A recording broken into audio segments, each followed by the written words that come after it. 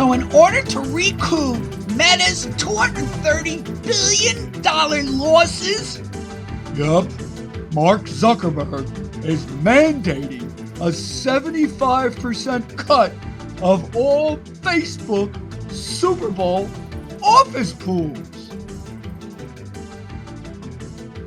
Hi everyone, this is Will O'Toole welcoming you to another edition of Park Ridge Sports History. Once again, I'd like to thank Howard Frederick for producing the show and giving me a platform to talk all things sports in terms of history, current events, etc. This week, I'd like to, give not so much my take on the Super Bowl, because I got to be honest with you, my pick is as good as anybody else's at this point. I think the fewer picks or predictions I make, the better, if you ever listen to me. But this week we do have Cincinnati playing the LA Rams in the Super Bowl number 56 already. And of course, I have problems counting up the 56 in Roman numerals. But for all intents and purposes, it should be an exciting game. Of course, it's probably America's last hurrah before really the deep feelings of winter really descend upon us, because we are still getting over, let's say, the feelings of euphoria with New Year's and Christmas and Hanukkah. And then you have really about 4 weeks of football that kind of gets you through January with the playoffs. Then, of course, you have what everybody doesn't watch, the AFC, NFC Pro Bowl All-Star game. They should just get rid of that. And then, of course, it culminates the football season with the Super Bowl. And, of course, the Super Bowl, I would actually argue that the Super Bowl, outside of maybe Thanksgiving and the 4th of July, and, of course, the holiday season, is probably the third, maybe even the second most popular time for families to gather, family and friends to gather around and, have a buffet dinner. Actually, the game now starts at 6:30 here on the East Coast, so it's more like dinner time than it is snack time. Remember, when I was growing up, the game would start about 2:30, maybe later about 3, so we were just having kind of like brunches when we were getting together, and the game would be over sometime around dinner time. Now, because of it's become not a game, it's an event. It's just now really a part of American culture. And you can see how the game has gone from just a broadcast of a championship title game. I know that's redundant, but a championship game to this really jam-packed event with stars, spectacular music, fireworks, and of course, somewhere in there is something called a championship football game. And of course, you have the different commercials where they spend not only a great amount of money, but certainly each compete in their own respect for the championship of the Super Bowl ad for the year. So I'd like to give an approach. And of course, I have to be honest about this. This is something I was thinking about. Is there a metrics, or is there a way of really getting not so much the winner, but a good grasp of maybe the potential or all likelihood, a good metric that tells us, well, I think this is who is going to win the game. And from what started as a metric, and of course, I don't have any cards this week, but I'm hoping that you'll bear with me with the stats that I did compile. And I did list all 55 winners. I didn't really have time to do the 55 losers. And because I was really looking for some sort of a theme, some sort of almost like what mathematicians look for, some sort of common element of all the winners. And I quite frankly, I found some interesting things, but I don't know, maybe the viewers at home will be able to ascertain something, some theme with the winning ball clubs. I will say this.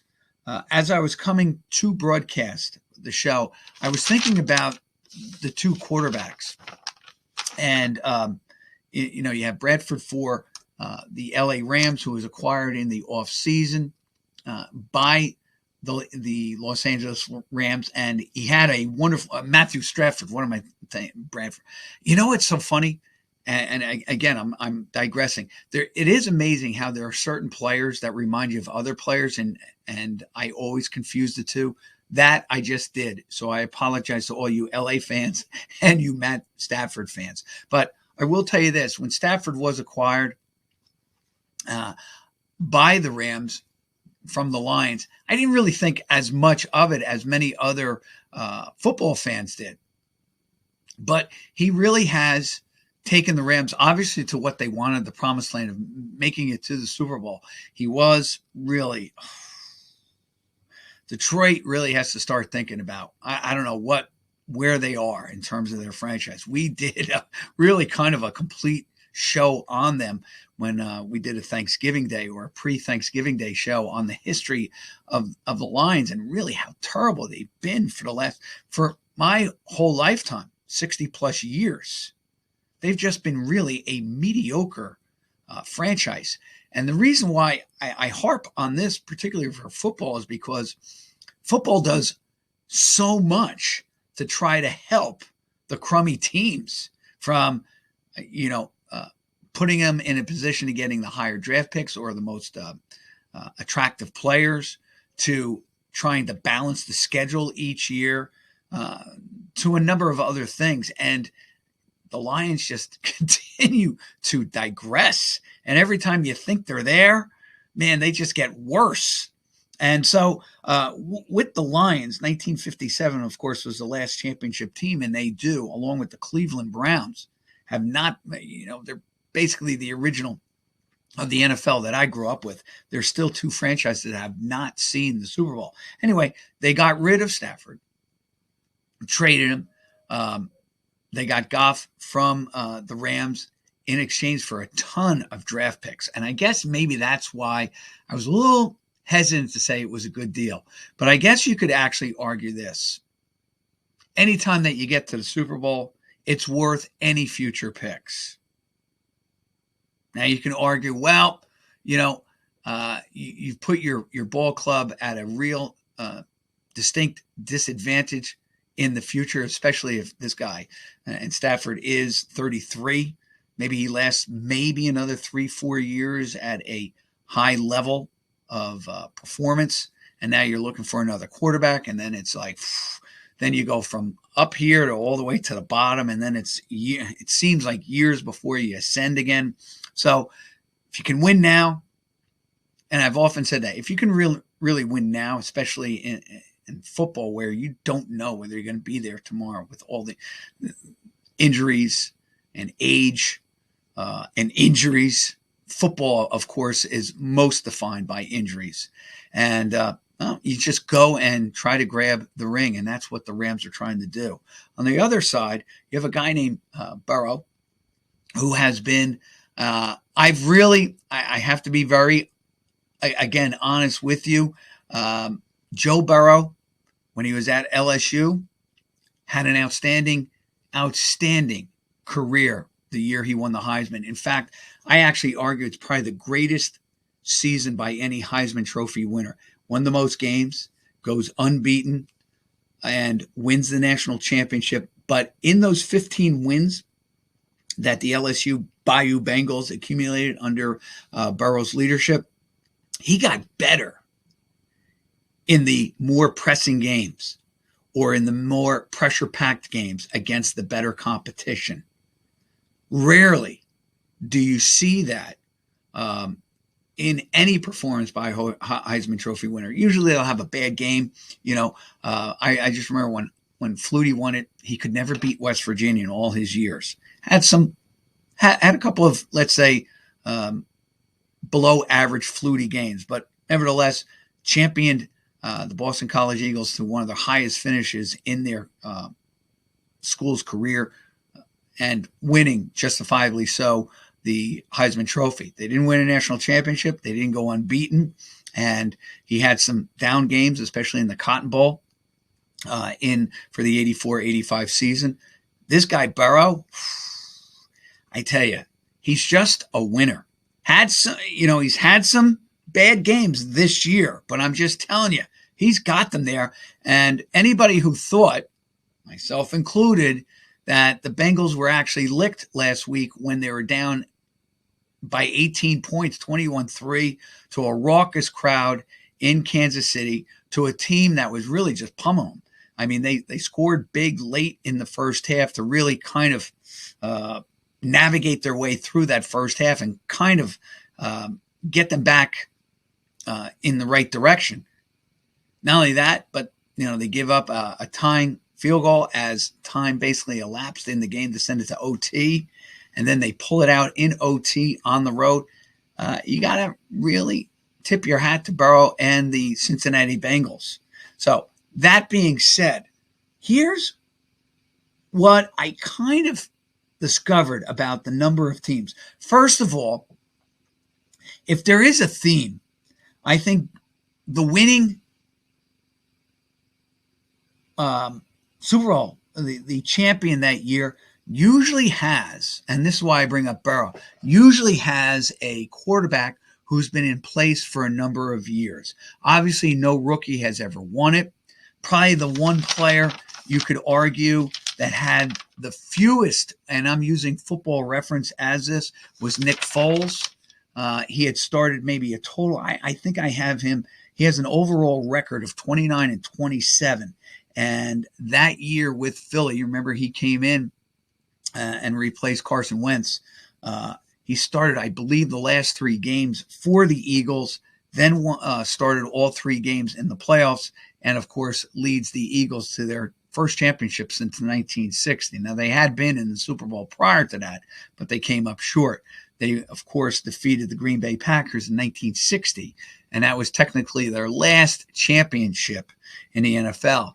And that was the only loss that Vince Lombardi ever suffered in a championship game. And we were talking about him several episodes ago, and this is really leading me. It's a good segue into this Super Bowl metrics, or trying to get some meaningful stats. That was the first and last championship game that Lombardi would lose. I think he went 9-1. And of course, he wins the first 2 championships, defeating Kansas City and Oakland. Why I say that is that he had a very experienced quarterback, maybe not the greatest, but he was a winning quarterback in the name of Bart Starr. And I think I mentioned even on past episodes how he basically took Starr off the bench, moved Paul Hornung, who was the quarterback for the Packers for a while there, moved them to his real set position of running back, and really put Bart Starr in the position he was made for, and that was the leadership role, not the quarterback role, the leadership role. And he does, ironically, win 2 MVPs in the Super Bowl, wins the first 2 by guiding the Packers on a number of drives that ended with touchdown passes. So Bart Starr, maybe, quote unquote, not the greatest of quarterbacks of all time, certainly a winner. And I will tell you this, any coach who says, hey, you know what, if I was going to start my team today and I had to win a championship game, if they said I'd take Bart Starr to start my championship game, I wouldn't laugh at it. Because Starr was, in many respects, kind of like a Burrow. I'm jumping the point here, but there's no question that Starr was a leader. He was a winner. And of course, he is so part of NFL history because he was the general for Vince Lombardi on all those great Packer teams. Then you get like teams like the Jets and here's what I really wanted to talk about. These are the things that I was really amazed with. Now look, I took the points that the team averaged each game. So their average points offensively and their average points that they surrendered defensively. And I will tell you this, if they scored, let's say 23.7, I made it that they had to, if they scored 24 points, yes. If they scored 23, it was under their average. Same way with the points per game, their defense. If it was, let's say, 11.6, which is what the Packers surrendered in 1966, if they gave up 11, I didn't count it. All right, because it's over their average. And here's what I really found interesting, and that is the number of teams. Well, first of all, here's one thing I will tell you this. There were Super Bowl winners that actually were shut out during the season. That's not a normal occurrence. And actually, there were 3 teams that I discovered that were actually 4 teams I actually discovered that were shut out during the season that went on to win the Super Bowl. Kind of interesting.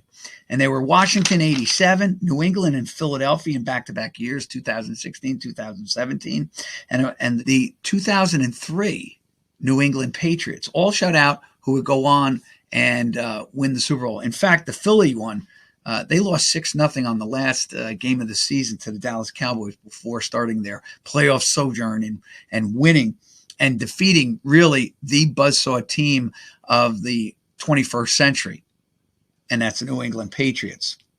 Anyway, I noticed this, probably a commonality that really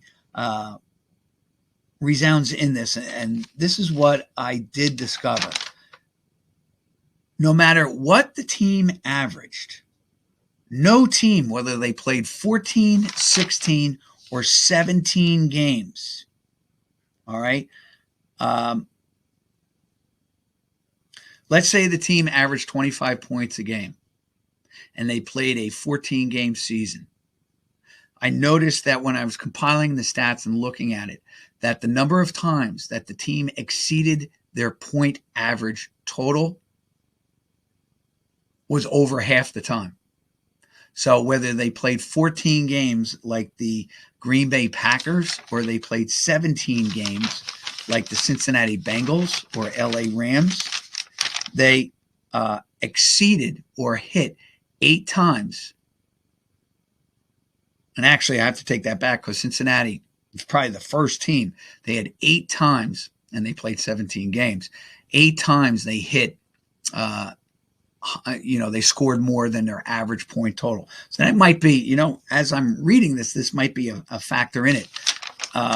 So really the lowest number, for instance, the Packers of 1966, when they went 12-2, they averaged 23.9 points a game. So I said anytime they scored 24 or higher, not 23, 24 or higher, well, they did it 8 times. All right. And they did it both times in the playoff games. So championship and in the Super Bowl. I noticed that many of the teams had a number of times. Actually, I take that back. The only team that did not exceed 8 times was the Dallas Cowboys of 1971. They only scored above their average of 29 points a game only 6 times. Okay. So there's the anomaly. So if you are looking for maybe a Super Bowl team, take a look at their point total. And if they've exceeded their average points per game, if they've done it over half the time, you're probably in pretty good shape. For instance, Jets did it half the time in 1968. All right. They were actually a pretty high scoring team, 29.9. All right. I noticed that for the most part, teams scored in the general area 27, 28, and then it was like 23 and 24. There's only been 6 teams or 7 teams that scored more than 30 points a game that have gone on to win the Super Bowl. I know it's a little confusing, but just bear with me a little bit. So each Super Bowl team, if you take a look at it, they've exceeded their point total on offense over half the time, with the exceptions, like I said, the Dallas Cowboys 6 times out of a 14-game season, okay? Really the only anomaly in there. But here's what I wanted, and I guess this is really I'm going with this. Everyone talks about the Chicago Bears of '85 as being such a great defense, and they were. Don't misunderstand me. That Bears team held opponents 13 times, including 3 times in the Super Bowl, to under their average of 12.4 points a game. And of course, that Bear team is probably most remembered for the not just the Super Bowl win, the 46-10 shellacking of the New England Patriots, but the blowout over the Cowboys, 44-0. And as a kid, the only other game I ever remember the Cowboys losing that badly was in 1970. They lost on a Monday night to the Cardinals, 38-0, I believe, in a driving rainstorm. And then the Cowboys, this is how I remember that season. They were 5-4, I believe, after that game, and they won all their games until they lost the Super Bowl to the Baltimore Colts in 1971, the 1971 Super Bowl. So that Chicago Bear team, yes, 13 times, including 3 in the postseason, they held their opponents to under 12.4. But then I was looking at Baltimore. Man, that Raven team, and everyone just assumes that that Chicago Bear team is the greatest defensive unit ever assembled.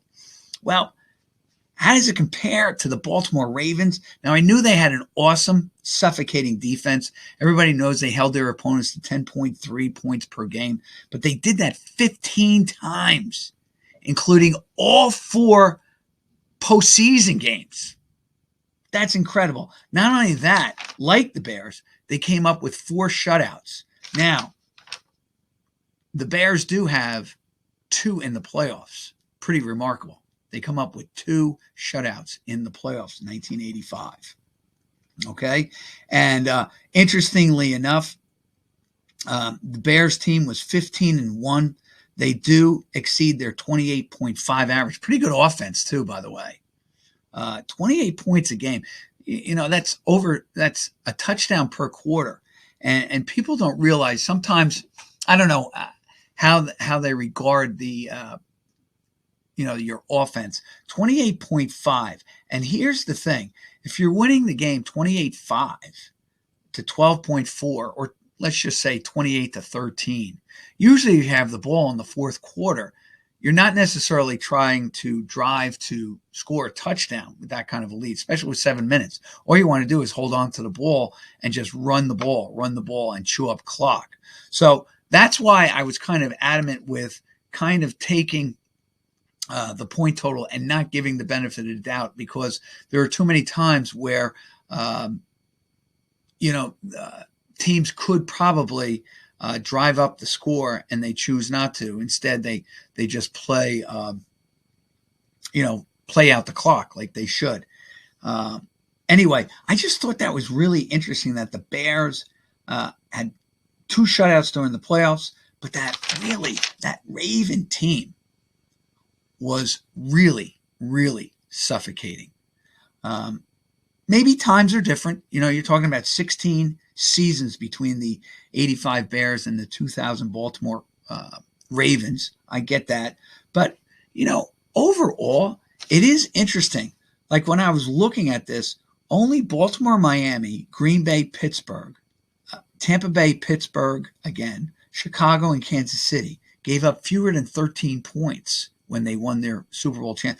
And speaking of which, Kansas City. And I know I'm going all over the place here, everybody, but as I always say, we're in a bar having a couple of beers and a hamburger, and things are just,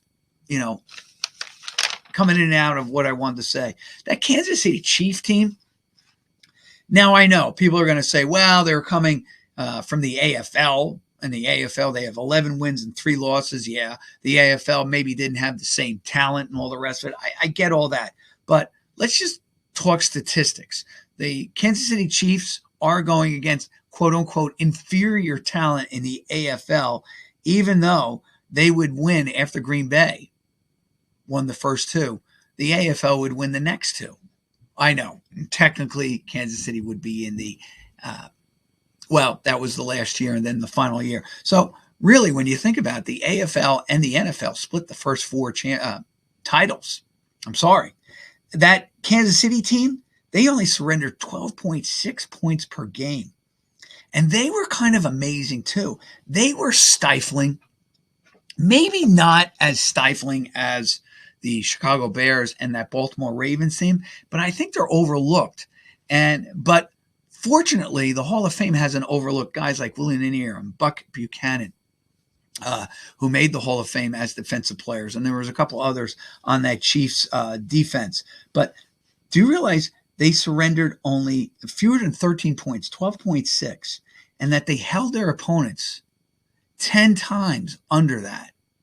And all three in the playoffs, including a real drilling of the Minnesota Vikings. And when I say a drilling, I was rooting for Minnesota in that game. I always rooted for the NFL. And really, Kansas City so dominated that game. Much like, in a lot of ways, the Jets dominated the Baltimore Colts. But the Chiefs really dominated that game against the Vikings. And I can remember there was a cartoonist who I loved, Star Ledger, Bill Canfield, and he used to do a annual Super Bowl cartoon. And I remember him having a picture of a big Vikings boat crashing a canoe by the Kansas City Chiefs. And because Minnesota was a double-digit favorite in that game, and they got smoked by Kansas City in that game. And their defense was just overwhelming. Joe Cap and the Minnesota offense, which was okay. Actually, I do believe that Minnesota led the league, the NFL, in scoring that year. And but they came up way short. They were stale, kind of off key. And I really attribute it to the fact that Kansas City just blistered them in that game. But it was kind of interesting that Kansas City, if we don't think of them as having this unbelievable offense. Now, there were a number of teams that surrendered 20 points. And the interesting thing is the first team, of course, was the Jets. And here's the thing about the Jets, and probably this is the argument for AFL fans, is this. Well, if the Jets were so bad and their defense was so porous, why did the Colts only score 7 points? And it really was a late 7, about 5 minutes to go, let's say, in the game, when the Colts scored the 7 points. They, again, yes, they did make a ton of mistakes. Was it because the Colts were just having a bad day, or because the Jets just played really good defense? Now, you can say if they played that game 100 times, maybe the Jets don't win. Maybe they only win 2 of the 100 and all the rest of it. But that was the day. That was the time you had to play. And Joe and his Jets defeated the Colts in probably the most significant Super Bowl game of all time, because it really lent legitimacy to the fact that of the upcoming merger between the AFL and the NFL. And if you take a look at that game and you see it and take it from the standpoint of rooting for the Jets, it's a real pins and needles game. It's a real white knuckler for Jet fans, because you're just waiting for the Colts to just explode and the Jets to wilt under the pressure of Earl Morrall / Johnny Unitas and the Colt offense, and they never did. Kudos to Weeb Eubank and the Jets for that. So the Jets were the first to surrender 20. Interestingly enough, they had 10 games that year where they actually held opponents under 20 points. So, and this is how I look at the averages. There's going to be inflationary seasons where the offense really has it over the defense, and other years where the defense has it over the offense. I get all that. What I was really trying to see is this. All right. It's not so much how many points you surrender, but how many times you allow opponents to exceed that limit. Or it's not how many points you average, but how many times you exceed that point total. That really, I think, tells whether you are a Super Bowl champion or not. And the Jets, interestingly enough, now they only played 14 games. They did average 29.9, which had been the highest point total of any Super Bowl champion. Ready for this? For the first 20 years, well, all the way to San Francisco when they won their first title. The only other team that was close to them was the Dallas Cowboys of 1971, who actually scored 29 points a game. Yet, Yet, they exceeded that total only 6 times. What you could probably say is that they were probably the most consistent offense of any of the winners. All right, you could argue that. But pretty interesting that the Jets managed the most points of any team, of any Super Bowl winner, all the way up to Washington, which averaged 33.8. Then, of course, they also gave up the most until that Washington team of 20.8. But here's the deal, and this is why it's fun to look at this. Now, Washington was a 13-point differential in their points scoring and points against. The Jets were 9.9. All right. The Colts, ready for this, 1970, they were only a 5.6 difference. They scored 22.9 and they allowed 16.7. Now, they really had a good defense, but you could see, maybe you could actually argue that the offense was starting to show their age, because you have Johnny Unitas at the helm. He's in the late 30s. He had been bruised and beaten up, injured for a couple seasons prior to that. Remember that Earl Morrall in 68 was the MVP, leading that Colt team to a 13-1 record. And then, of course, Unitas had to relieve him in the Super Bowl. Anyway, the Cowboys averaged almost, it was 13.1, the difference in totals in 1971. Here's another interesting team. They went basically 26-2.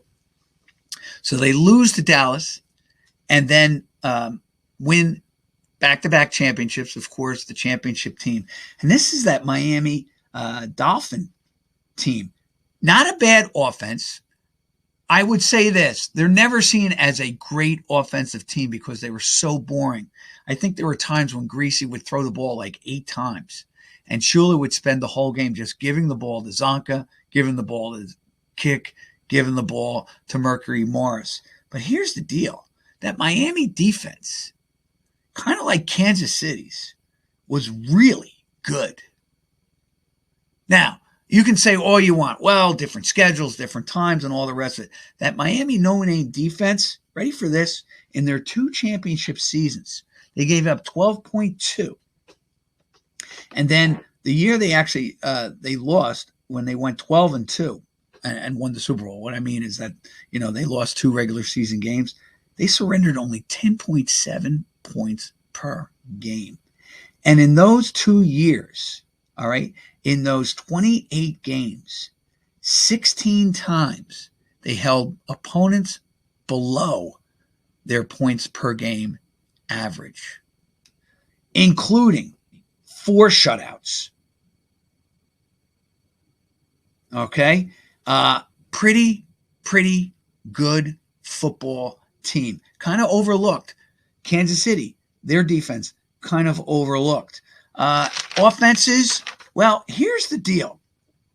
I find this amazing. When we talk about Bill Walsh and even Bill Belichick, and let me get to New England. They're a little bit different animal in this whole run with the Super Bowls. I was looking at San Francisco when they first won their championship, when Montana bested Marino in 1984 season. San Francisco averaged 29.7 points per game. They surrendered only 14.2. Here's the deal, though. That 49er team, they scored better, or I'm going to say they scored 30 or more points 11 times that year and gave up fewer than 14.2 points 9 times. Basically, they were winning a lot of blowouts. And even that Chicago team of 85, 28.5 points per game, and they were only surrendering 12.4. That's quite a gap, 16 points, okay? A real mark of a championship team. The highest scoring team that I saw, and of course, I'm just going through this. Of course, it's the St. Louis Rams, right, with the unbelievable air show that they had in the Dome on the turf, the greatest show on turf, they would call it. They averaged 32.9 points per game, and they actually accomplished scoring 33 or more 10 times that season. And it's a 16-game season, so you're talking about 63% of the time they're averaging 33. They scored 33 or more points, and of course they finished the season 13-3. Interestingly enough, what's overlooked is the fact that they only gave up 15 points a game, and they held opponents under 15 points 12 times, including once in the postseason. Guys, that's pretty good. All right. And so far, they are actually the highest. Well, no, I shouldn't say that. Besides LA, actually, here's a team that's kind of interesting too. The LA Raiders averaged 27 points, 27.6. All right. Why I say they're interesting? Because they scored 28 or more 9 times in a 16-game schedule.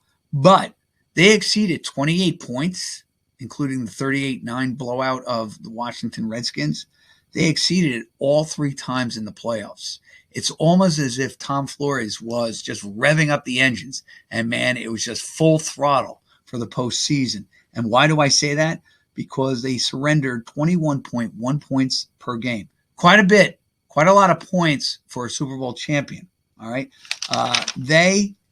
The Washington Redskins, the New York Jets, up to 1999, were the only teams to surrender more than 20 points. Then, of course, the game has become more open. 3, 4, 5, 6, 7, and of course this year's 8 times the winner of the last since in the 21st century. 8 times the winner has surrendered over 20 or more points per game. Okay, but prior to that, with let's say more of a opportunity for the defense to apply their magic, really, that Raider team held opponents to 21 or fewer points 13 times, including all 3 postseason games. That was really, I'm starting to look at some of these teams and I'm saying, wow, they're a little bit more interesting than I gave them credit for. So the Raiders really revved up their game during the postseason, and I do believe they might be the only team that accomplished what I just said, exceeded their point total offensively and exceeded their point limitation or their defense in all 3 postseason games. Pretty amazing. No other team has really done that. I had one team, of course, Washington in '87. They held opponents to 19 or fewer times that year, 10 times, and all 3 times in the postseason. But they only did it once in the postseason in '87. And I do believe that was when they won the Super Bowl over Denver. They were averaging 25.3. Just to take a look at this. I will tell you this, Joe Burrow probably has the fewest game experience of any of the quarterbacks who have won a Super Bowl. And why I say that is because you have, let's say, Bart Starr. He was actually an aging vet by his 2nd Super Bowl. You have Joe Namath, who had a few years under his belt, 65, 66, 67 with the Jets. Lenny Dawson, who had experience in both the NFL and the AFL. So the list goes on. So I'm looking at this kid Burrow as literally a kid. I know he's 25 years old, but he really only has 26 games under his belt. Conversely, Stratford has 182. And I did notice probably the fewest before that was, like I said, Nick Foles, who has an overall record of 29-27 as a starting quarterback. And I'm basing it on Football References. But most of the other quarterbacks were really deeply situated in their team. Even Hostetler in 1990, when he took over for the Giants. I'm just looking at it right now. You could argue. All right. He was overall 51-32 in his career. right? I'm not saying that he had a ton of experience prior to that, but he was up in the league like 3 or 4 years to Burrow's 2. And really what I'm saying is Burrow is probably coming in as the most inexperienced quarterback of any Super Bowl for any potential Super Bowl winner. I don't know whether that's going to work against him or it's going to help him. I'm just laying down the facts. And Peyton Manning, his brother Eli, they were already embedded as giant quarterbacks, okay? Certainly more games under their belt than this kid Burrow. Last thing, I do want to talk about New England. You know, it's amazing. New England is just really a team that wins. And why I say that, they really never had really like gaudy stats. They averaged 23 in one Super Bowl championship season, their offense. Another year was 21.8, 27.3 in 04. New England averaged 29.3. That's probably, from what I see right now, it's probably their highest that they ever did. And I do believe that's the year that they came from behind and defeated Atlanta, 29.3. And they actually exceeded 29 points. So they scored 30 or more points 10 times that season, including 2 times in the postseason. And of course, New England, their defense, it's not like the Bears. It's not like the Ravens, 19.6. Another year, they were 16.3. Actually, their 03 team, 14.9. But there is quite a few teams that surrendered fewer points than New England did. All I'm trying to say is this. New England just went out and actually did what they needed to do to win every game. Obviously, it wasn't pretty, but as you can see through New England's history, they always did just enough to win 6 Super Bowls. I hope you enjoy this week's Super Bowl between LA and Cincinnati. This is Will O'Toole. Thank you for listening once again to Park Ridge Sports History. See you next week.